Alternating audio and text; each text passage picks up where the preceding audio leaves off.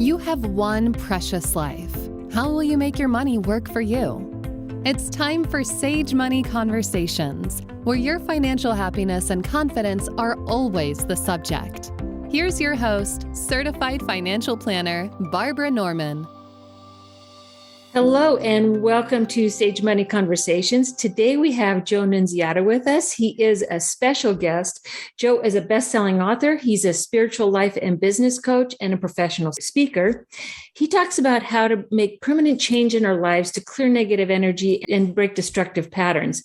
So what does this have to do with money? Well, I think when I sit and talk to people and ask them what makes you happy, how can we use your money to make you happy?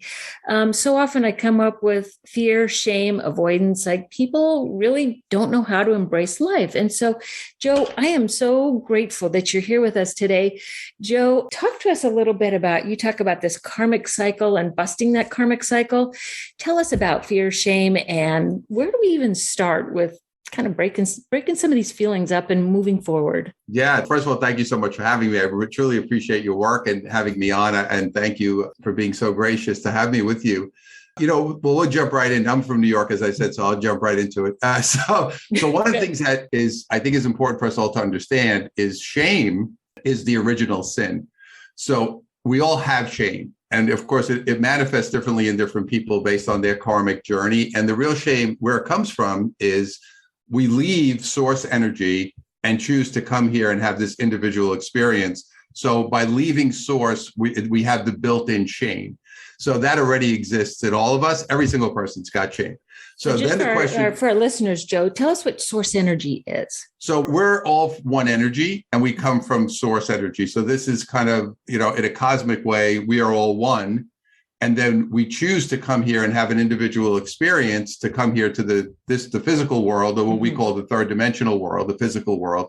So in order to do that, I need to leave the oneness, the love, the power, all that, and come here and think I'm an individual. So how do I do that? I come here, I create an identity, I create an ego, I have a whole story behind me, and I leave. But by leaving the other side, I have this automatic shame that I left and went to do this. So that's kind of where the shame comes from. I hope I explained that clearly. That makes sense. And then everybody will manifest the shame differently based on their karmic journey and what they came to do.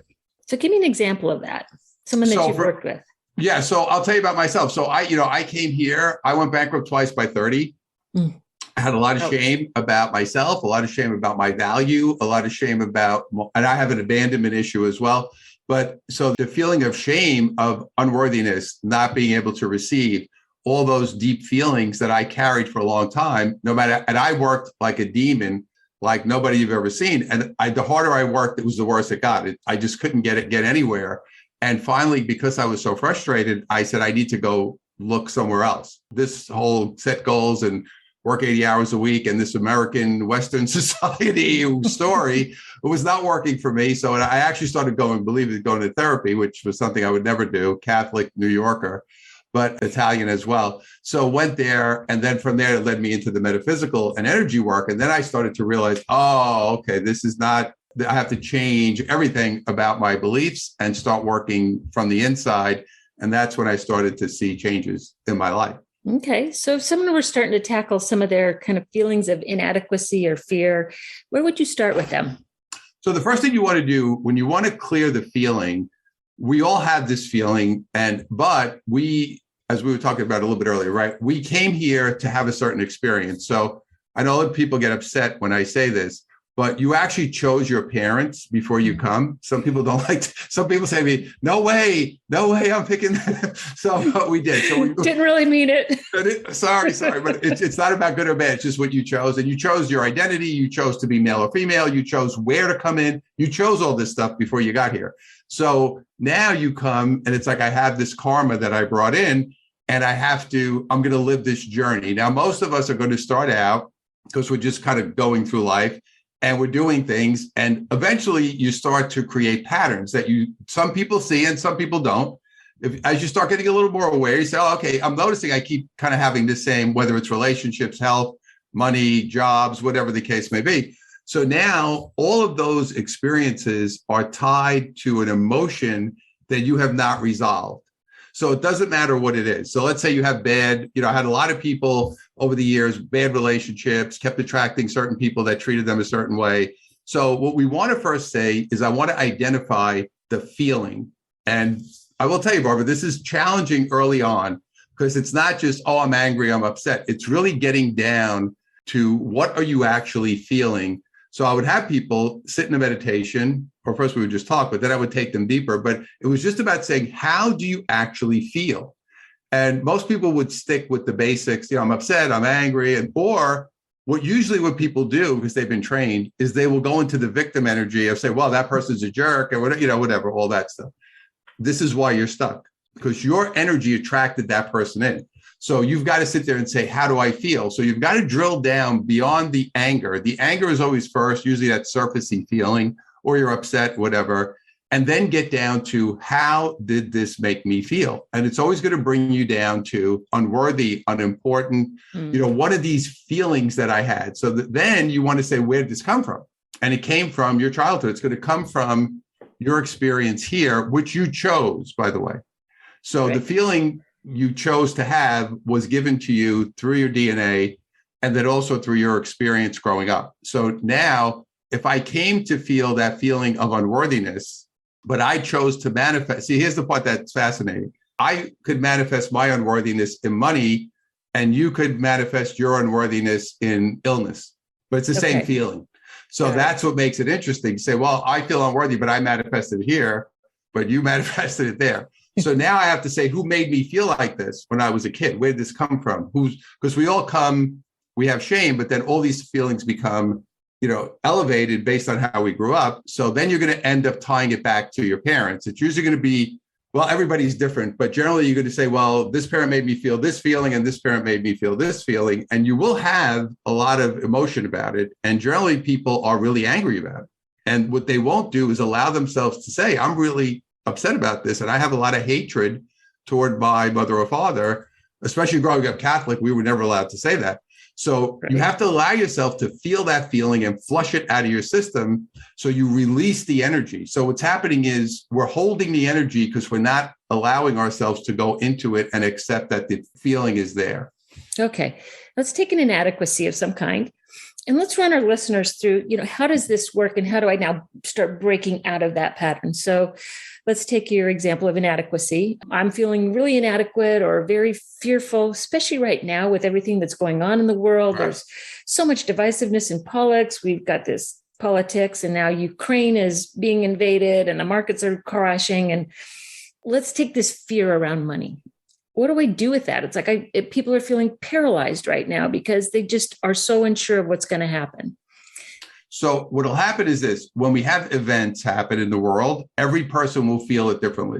Okay. So I'm sure you have some clients that are like, I'm fine, right? Do you have some that just like, been here before? I'm going to invest more now because the market is down, right? Do you have those clients?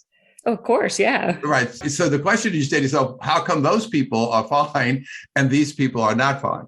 So those people, they're not blocked in that area. That's not affecting them. They feel more empowered, right? They're not worried. They say, I've been here before. I have friends in New York, real estate guys. Market will go up and down. They're like, we've been through this before. We just hold on to the, they're just okay. Other people, the smallest little thing happens and they lose it. So that's triggering the feeling in you. So what is the feeling? So what you've got to say to yourself, it's not just the fear. What is the trigger deeper than the fear? So what I say to people is this: go to, what do you think is the worst possible thing that could happen? That will take you there. Because you'll say, I think I'm going to be homeless out in the street. Okay, so that's the fear you have. You never dealt with that fear. That's the feeling you're holding on to. Then we drill deeper down into where it came from. So that's what you're looking for. Not just to say, I'm afraid, because that's not really getting to it. You just, everybody's afraid of something, so we all have fear or we wouldn't be here. We would be gone. Our energy would be too high. Okay. So we've identified the fear. Now, how do we start working our way out of it? And it's like you were saying on our earlier conversation, we don't snap a finger and do a meditation and it's done. So what are some of the practices that we would use now to start breaking these karmic patterns and habits? Yes, that's a great question. So the first thing I want to do with any feeling is not judge the feeling. which we do all the time. Oh, I shouldn't be afraid. And you might have heard this growing up a lot. If you said, oh, I'm nervous, don't be nervous. Oh, I'm upset, don't be upset. So we've all heard this a million times. So we have to say, I have to allow, and that's the word I always use. You have to allow yourself to accept that you're feeling that feeling. There's no judgment. It's not good or bad. It's just your soul speaking to you. That's how your soul speaks to you through emotion. So your soul is saying, hey, Joe, you feel fearful. Accept that you feel it. So what people end up doing is they resist the feeling. They say, oh, I don't want to feel nervous. Or people even say to you, think about a time in your life, Barbara, if you said, wow, I feel like I'm struggling and I'm a loser and things aren't working. And I felt like that. And how did people respond to you when you said that? Well, they would treat me like a loser. Like I was, yeah, you're right.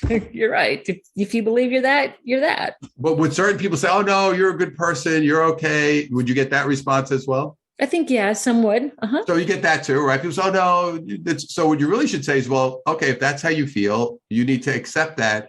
And I always say to people, for the moment, because it's going to, because energy is always moving, right? So it's going to pass. It will pass if you let it pass. So you have to accept, hey, right now, I always preface it that way because it makes it easier, I think, to deal with. If you say, right now, I feel like a loser. I feel very fearful. I feel very nervous. I need to allow myself to feel that feeling.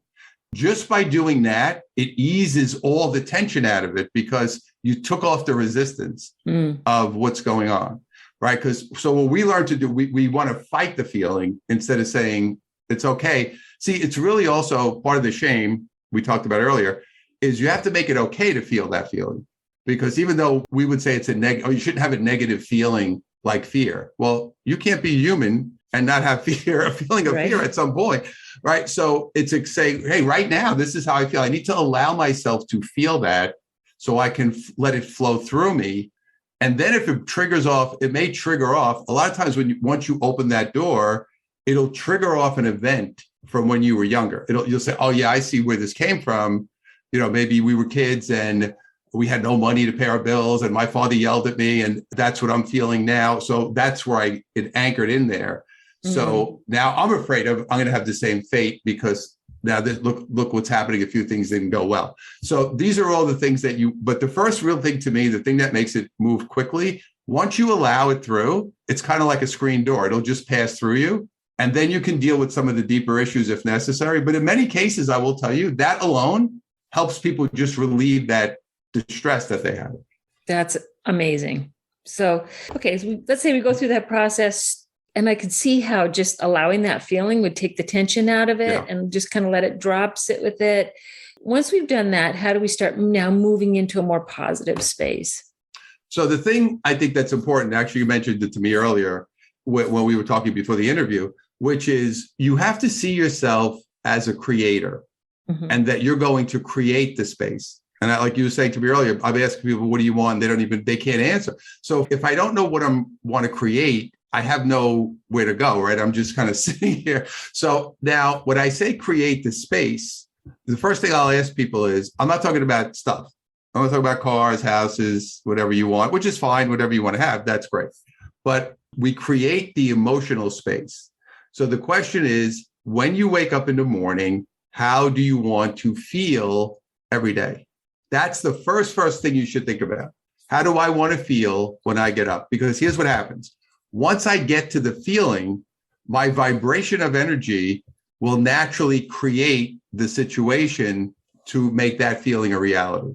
But you see, I'm coming from the feeling, not, once I get this much money, because I'm sure you've seen this throughout your life and you're in this industry. Is there ever enough money? There's never enough. It's never enough. You're never going to get there because there's always going to be, I have this. I see people, when you see people, and I'm going to ask you a question as the interviewer just for a second. When you see people with tremendous wealth and they're still working and doing all these things, what do you ever, if you say to them, why don't you just like do something else or help other people or enjoy the money? Why do you think they don't do it? What do you see from your side? It's crazy. There's something inside of them that to me seems irrational. It's like, why are you so worried about taking care of your long-term care? You could buy a long-term care facility, but yet you're still working because you're afraid you can't buy care. And so, I've never been able to get to the bottom of how do we release that and now move forward and say, you know what, I've arrived, it's enough. How do I now go play and enjoy it? Yeah. And it's, a lot of that comes down to another core feeling that we have, which is fear of loss.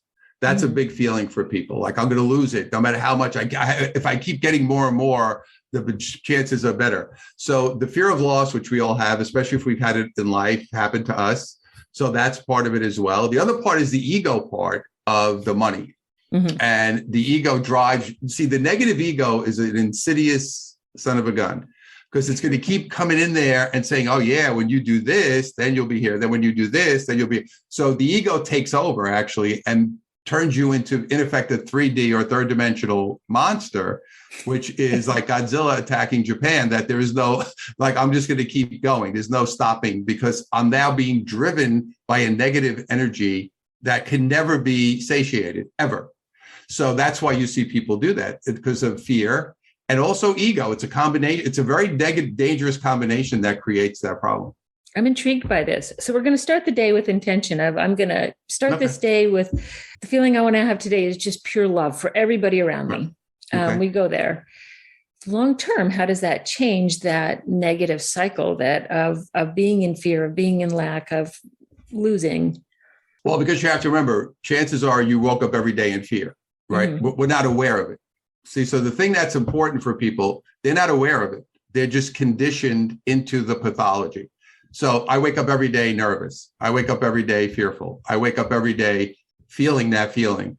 Then I vibrate that energy. Energy is very scientific because it works on frequency. So I'm vibrating fear. I'm vibrating lack. I'm vibrating loss, all these things. So what do? I keep recreating it. Now, what happens is, because it keeps happening, your brain gets conditioned into that story.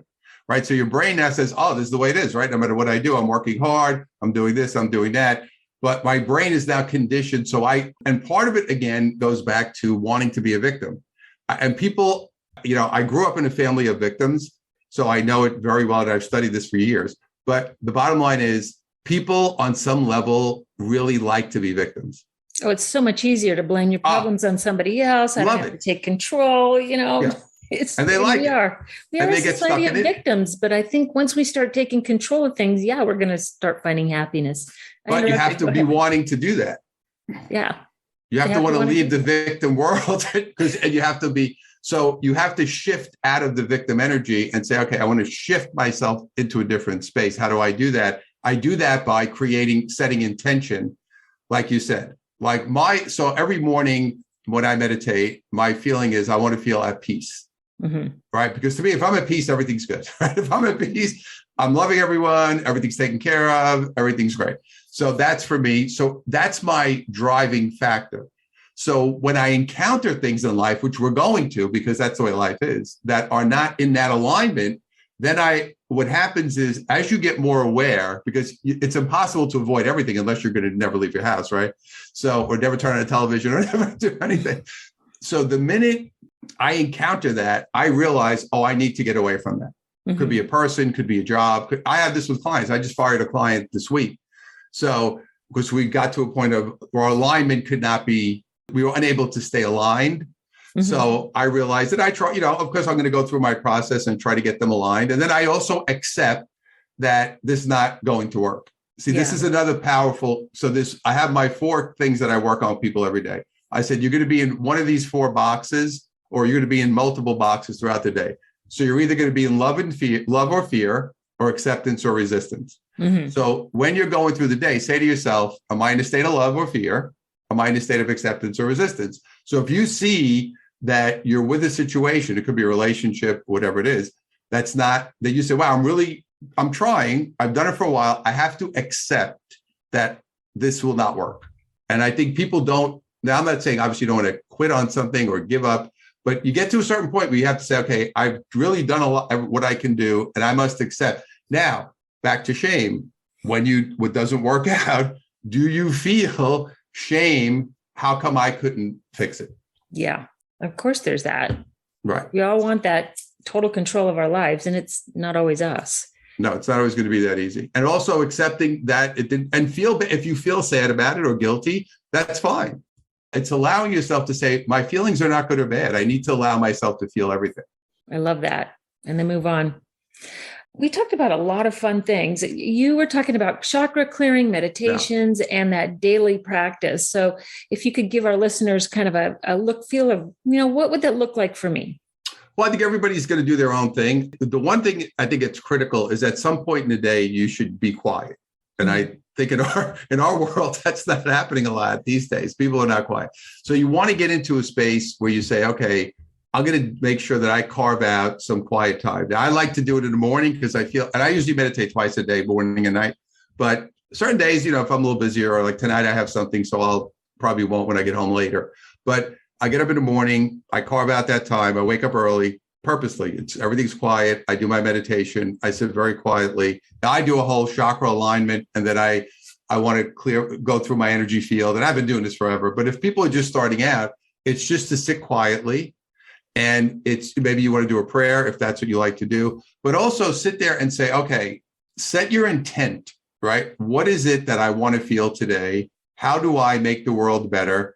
And what is it that I'm going to do to put that positive energy out there? Now, when you do that, you start, and then again, if you have issues with judgment or issues with certain things, you want to be aware and say, I don't want to be in state of judgment. I don't want, you have to be aware, because we automatically just judge just how we're built.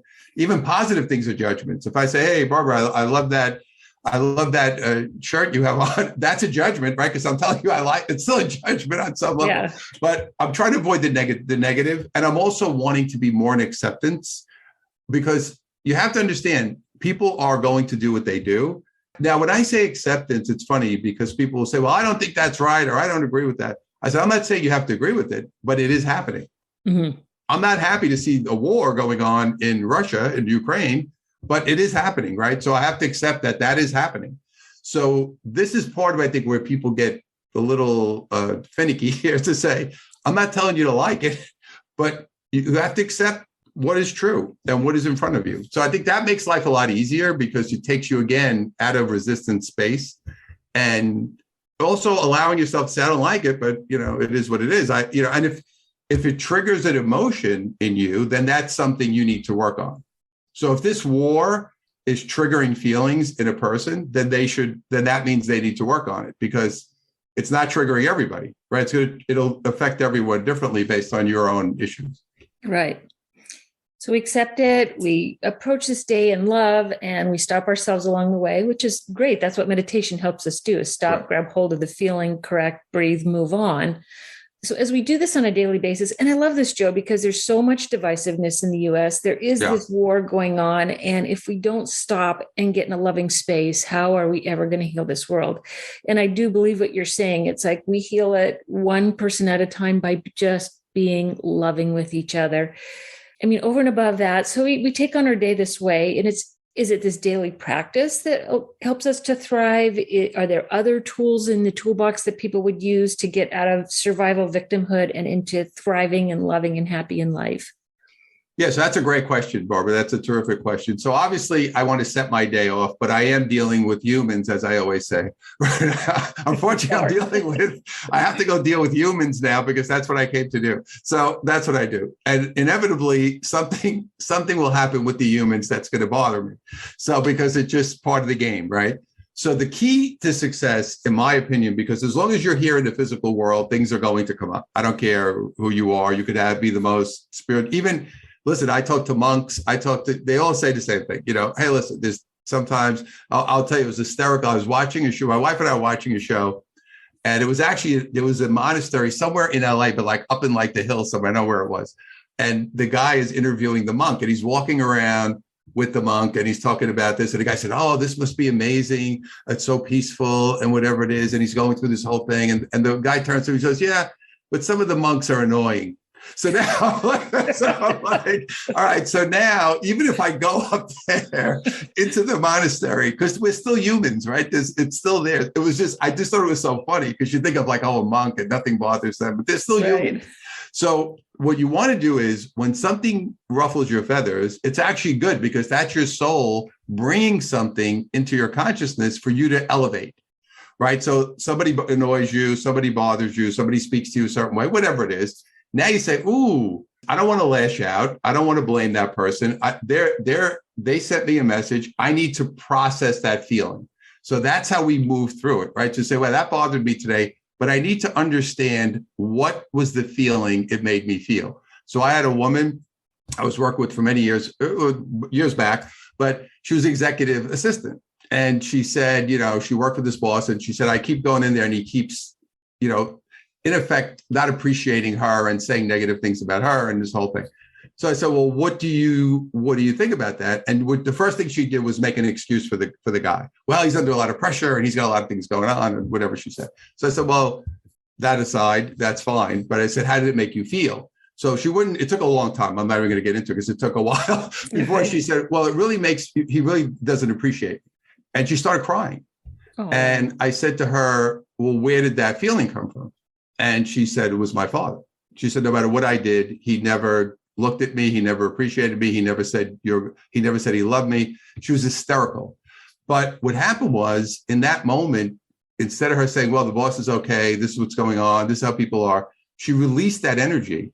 Now, the amazing end of the story was, within 3 weeks, that boss got transferred and she brought in a new boss who treated her kindly. Isn't that great?